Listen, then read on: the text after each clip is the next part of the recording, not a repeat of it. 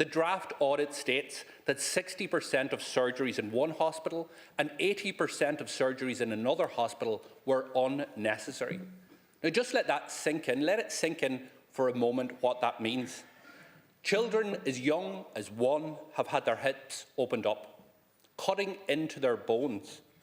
They've had to learn how to walk again. They've been left with scars for their life. And now to find out that these surgeries may have been unnecessary. Imagine having to bring your 2-year-old little girl into that operating theatre, having to leave her in the hands of the system, only to find out that the surgery, the pain, the learning how to walk again, that scar that she has on her hip was now never, ever necessary. The surgery didn't need to happen. Because that's the experience of so many parents out there. It's the experience of one mother who I spoke to this morning.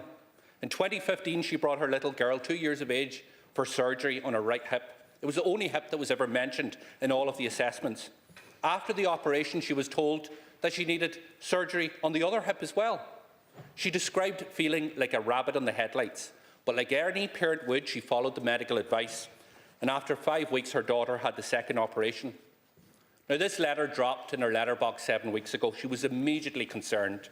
She sent 30 emails over a period of 5 weeks to CHI without one response. Only when she got her solicitor involved did she get a response. She sought a second medical opinion. She is now sure, Minister, that the first hip operation at best was premature and the second operation wasn't needed at all. At all.